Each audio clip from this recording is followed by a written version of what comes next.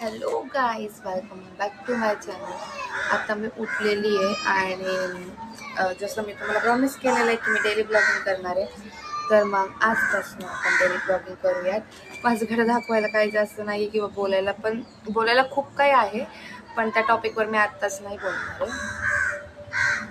हो, तर मी आता उठली आहे, आता मी घर आवरणार आहे. सो मी एकटीच झोपते आणि बऱ्याच गोष्टी आहेत जे मला बोलायचे आहेत तुमच्यासोबत. खूप काही आहे जे मला तुम्हाला सांगायचं आहे, जे आपण हळूहळू चालू करूया, नाही का, बोलायला वगैरे. आणि असंच मला प्रेम देत राहा गाईज. माहीत नाही मला आधीसारखं प्रेम भेटेल का नाही भेटेल, कारण की मी बरेच दिवस झाले गॅप घेतलेला आहे. मला असं वाटतं की नाही का, जे होऊन गेलेल्या गोष्टी आपल्या लाईफमध्ये, त्या गोष्टींवर बोलण्यात काही अर्थ नाही आहे. त्याच गोष्टी जर आपण आठवत बसलो तर त्रास आपल्यालाच होणार आहे.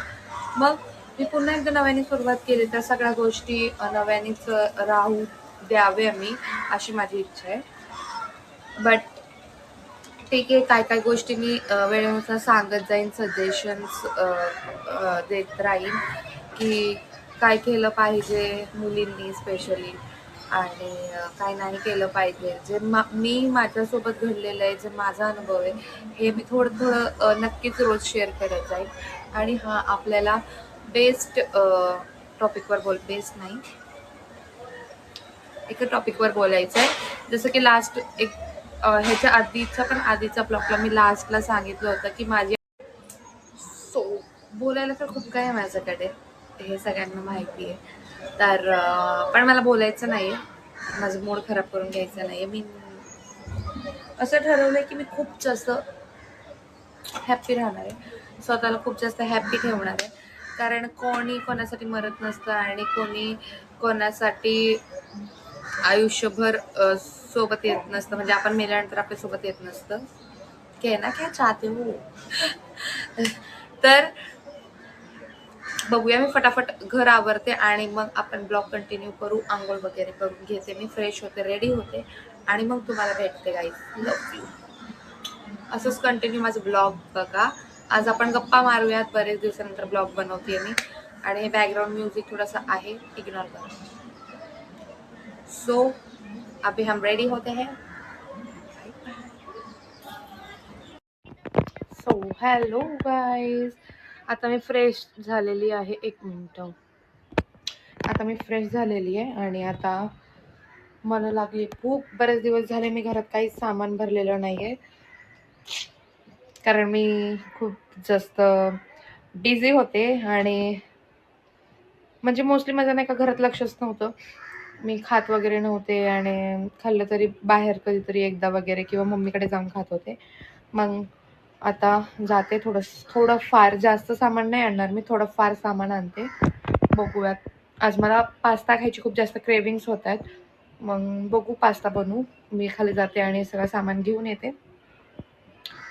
ब्लॉग कंटिन्यू बघत राहा. सो आता मी चालली खाली जाऊन सामान वगैरे घेते आणि ब्लॉग कंटिन्यू करते. सो फायनली मी सामान वगैरे घेऊन वरती आलेली आहे, आणि खायचं सामान कमी, म्हणजे किराणा कमी, आणि हे सगळं जास्त आणलेलं आहे, कारण त्याच्याशिवाय मला काही खावं वाटत नाही. आणि मला आज पास्ता खायचा आहे, तर मी माझ्या एकदम झटपट पद्धतीने पास्ता बनवत असते. तर तुम्ही कुठल्या पद्धतीने पास्ता बनवता हे मला कमेंट करून सांगा नक्की.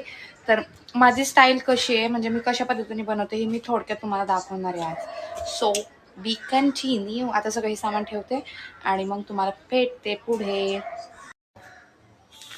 सो आता आपण पास्ता बनवायच्या आधी नाही का, मला असं खूप जास्त नाही का असं फील होते, नाही का, खूप गरमी स्टार्ट झालेलीच आहे, आणि मला बरं नाही, त्याच्यामुळे नाही मला असं वाटतं म्हणजे बॉडीतली हीट खूप जास्त वाढलेली आहे.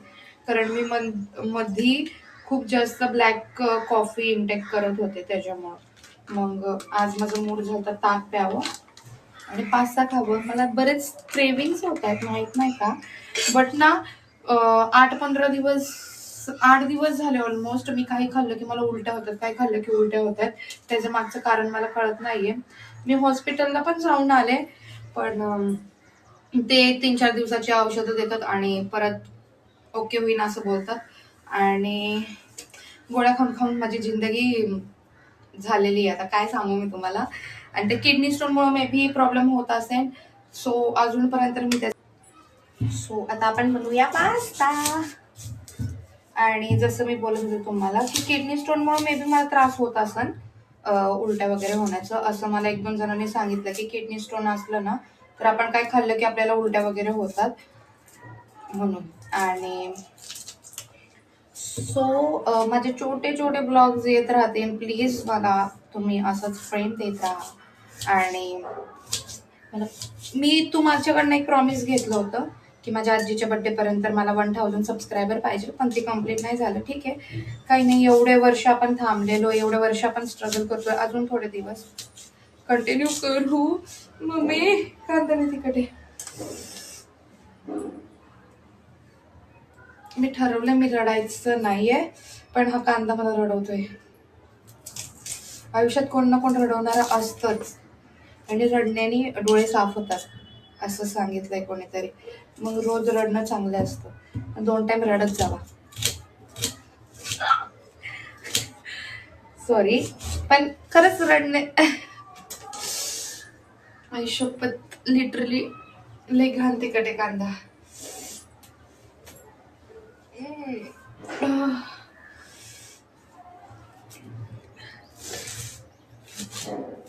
आणि मी सगळं सामान घेऊन आले आणि टोमॅटो विसरून आले चिप्सच्या नादात. कारण ते चुकून काकांनी दुसरं चिप्स दिलं तर त्याच्यासाठी मी भांडत होते तिकडं आणि टोमॅटो विसरून गेले. आणि मी पास्ता कशात बनवते आणि तुम्ही कशात बनवता हे मला सांगा. मी बनवती आहे कुकरमध्ये. कशी बनवते हे तुम्हाला मी दाखवते.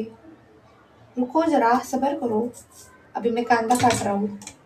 आणि ताक प्या, उन्हाळा येत आलाय जवळ, ताक प्या, मस्त हायड्रेट राहा. आणि हे मसाले घेतलेले आहेत. हे आहे पास्ता मसाला, हे आहे मॅगी मसाला, हा कांदा लसूण मसाला आहे, लाल मिरची पावडर आणि हे हळद आणि चवीनुसार मीठ घ्या तुम्ही. आणि मी तिखट म्हणजे तुम्हाला तिखट आवडत असेल तर लाल पावडर जास्त घ्या, पण माझ्या घरी म्हणजे मम्मीला पण द्यायचं आहे तर मम्मी कमी तिखट खाते म्हणून मी कमी तिखट बनवते. मग आणि जिंजर गार्लिक पेस्ट टाकायचं त्याच्यामध्ये. कुकरमध्ये तेल गरम झाल्यानंतर कांदा टाकलेला आहे मी. म्हणजे मोस्टली मी तर काहीच नाही टाकत शक्यतो, कांदा बिंदा असं काहीच नाही टाकत, पण कांदा टोमॅटो आणि टाकलं पाहिजे जेणे की फायनली माझा पास्ता रेडी झालेला आहे. बघू शकता. मम्मीला वगैरे पण देऊन आले पास्ता, मम्मीला देऊन आले. आणि आता मी खाते आणि मग आपण ज्या टॉपिकवर आज बोलणार आहोत त्यावर बोलूया. टॉपिकवर बोलायचं होतं आपल्याला, त्या टॉपिकवर बोलूयात आपण. एक वेळ अशी असते ना जेव्हा आपण माणसांची खरंच काहीच किंमत करत नाही आणि जेव्हा आपल्याला त्या माणसाची खूप जास्त गरज असते तेव्हा तो व्यक्ती किंवा तो माणूस आपल्या आयुष्यात नसतो. तर असंच एक इन्सिडेंट माझ्या आयुष्यात घडलं. ती व्यक्ती माझ्यासाठी खूप जास्त इम्पॉर्टंट होती, खूप म्हणजे खूप जास्त, जिच्यासाठी मी जगत होते, जिच्यासाठी मी म्हणजे जगायला पण तयार होते आणि मारायला पण तयार होते, अशी ती माझी व्यक्ती होती. तिच्याशिवाय किंवा तिला सोडून माझं जग काहीच नव्हतं.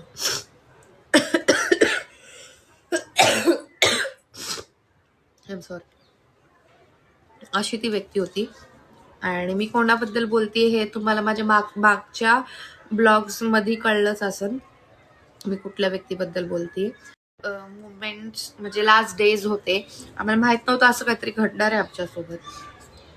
तेव्हा ती ऍडमिट व्हायच्या 3-4 दिवस आधी खूप डेंजरवाली भांडणं झाली माझी तिच्यासोबत. लिटरली मी तिला बोलले होते की तू इथनं निघ, माझं दारात उभं राहायचं नाही. आणि मी आजीसोबत राहायचे, पण त्या टाइम पिरियड मध्ये माहित नाही का माझी आजीची खूप कंटिन्युअसली भांडणं वगैरे होत होती. आणि खूप जास्त अशी की आम्ही एकमेकांचं तोंड बघत नव्हतो. एवढी भांडणं कधीच नव्हती झाली आमची. लहानाची मोठी मी तिच्याकडे झाली, पण आमची भांडणं एवढी कधीच नव्हती झाली. आणि जे शेवटचा टाइम पिरियड होता तो एक लास्ट 1 मंथ जो मी तिच्यासोबत स्पेंड केला, त्या 1 मंथमध्ये आमची एवढी भांडणं झालती, एवढी भांडणं झालती, नाही सांगू शकत मी शब्दात. आणि माहीत नाही मला का, कशावरून एवढी भांडणं होत होती आमची. आणि जेव्हा ती ॲडमिट व्हायची 3 दिवस आधी आमची जी भांडणं झालती एका टॉपिकवरून, तो टॉपिक मे बी जर मी तो विषय तो टॉपिक तिची शेवटची इच्छा होती जी मी नाही पूर्ण करू शकले, आणि बाकीची जी इच्छा आहे ती जे नक्कीच मी ती पूर्ण करीन, बट तिची जी शेवटची इच्छा होती मी ती खरंच पूर्ण करू शकत नाही. आय एम सो सॉरी नानी कि मैं तेरी वो इच्छा कभी पूरी कर भी पाऊंगी या नहीं मालूम नहीं, नहीं कर पाऊंगी. आई नो दैट कि मैं अभी इतना आगे बढ़ चुकी हूँ अपने लाइफ में कि जो तेरी लास्ट विश थी वो मैं कभी पूरी नहीं कर पाऊंगी. उसके लिए बहुत गिल्ट फील होता मेरे को. एंड जे शब्द होते ना माझे शेवटचे तिच्यासोबत भांडतानाचे, लिटरली मी तिला अशी बोलले होते, निकल मेरे दरवाजे में फिर से नहीं खड़ा होने का तू, और कभी तेरा मुंह मत दिखा मेरे को, असं तसं. त्याच्यानंतर नाही का खरंच म्हणजे बोललं जातं ना असं की दिवसातनं एकदा तरी आपल्या जिभेवर सरस्वती बसते आणि देव तथास्तु बोलतो. तसा मुमेंट असन मे बी ते की मी ते शब्द बोलले आणि देवानी तेव्हाच तथास्तु बोलला असावं. त्या 3 दिवसानंतर तिला ऍडमिट केलं. शेवटचं ती मामाकडे होती जेव्हा आजारी होती तेव्हा, आणि तिचं एक शेवटचं कॉल मला अजून पण आठवतंय. मी 1 मिनिट किंवा 2 मिनिटं बोलले असन तिच्यासोबत की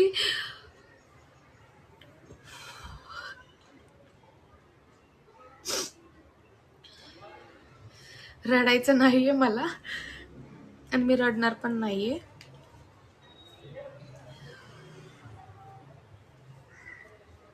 तो तिचा शेवटचा कॉल होता की हेलो सुन ना,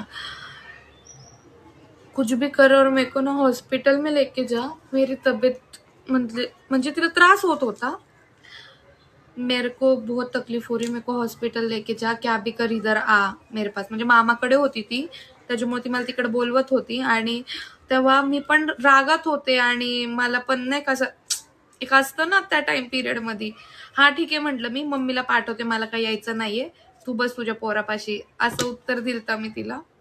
आणि मला त्या गोष्टीचं गिल्ट आहे की नाही काश मे बी जर मी त्या दिवशी गेले असते तर मला एकदा तरी तिला समोरनं बघता आलं असतं, हात लावता आलं असतं, तिला काय बोलायचं असन, काय बोलायचं होतं नाही माहित, कधी वाटलं नव्हतं असं होईल. आणि हॉस्पिटलमधनं पण एकदा कॉल आलता, तेव्हा ती एकच शब्द बोलली होती मला की आता मला कळलंय की मी नाही येणार आहे परत, जे व्हायचं होतं, जे नव्हतं व्हायचं ते झालंय, तू काळजी घे, मी तुला एक गोष्ट मागितली होती जी तू पूर्ण नाही केलीस, आता तू त्या गोष्टींबद्दल लय पस्तवशील.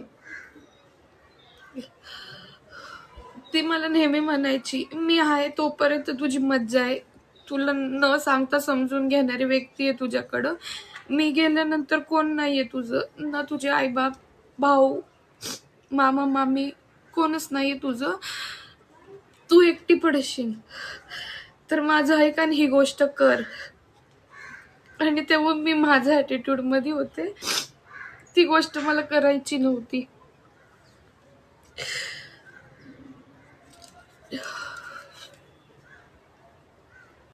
आय एम सो सॉरी, मला रडायचं नाहीये कारण माझ्या आजीला नाही आवडत मी रडलेलं. सो मला आज खरंच मला नाही वाटत मी पूर्ण ब्लॉग कंटिन्यू करू शकते. हा पार्ट 1 आहे. मी ह्याच्यात सांगितलंय थोडं काय झालं ते. पार्ट 2 मध्ये मी ती गोष्ट काय होती ती सांगन, तर कंटिन्यू माझा ब्लॉग बघत राहावा. पार्ट 2 साठी वेट करा. उद्या पार्ट 2 येईल. आजचा हा पार्ट 1 म्हणून मी टाकते, कारण खरंच मला रडणं कंट्रोल नाही होते, बोलायला होत नाहीये. आणि आजीचं टॉपिक आलं की मी माझे इमोशन्स नाही कंट्रोल करू शकत, आणि आत्ताच्या कंडिशनमध्ये तर नाही करू शकत, कारण मी खूप जास्त खचली आणि खूप जास्त एकटी पडली. सो आत्ता ह्या कंडिशनला मला खूप जास्त गरज आहे तिची. न बोलता कोणीतरी समजून घेणारं पाहिजे आपल्या आयुष्यात, आणि खरंच पाहिजे. ती व्यक्ती ती होती माझ्यासाठी. तर जे कोण माझ्या ब्लॉगमध्ये नवीन असतील त्यांनी लाईक, कमेंट, शेअर, सबस्क्राईब करायला विसरू नका. आणि असंच माझे ब्लॉग बघत राहा आणि पार्ट 2 बघायला विसरू नका. Love you guys. खरंच होत नाही मला कंटिन्यू करणं. मी उद्या एक नवीन ब्लॉग घेऊन येईन आणि स्टोरी पूर्ण कंप्लीट करेन. Bye bye. Take care.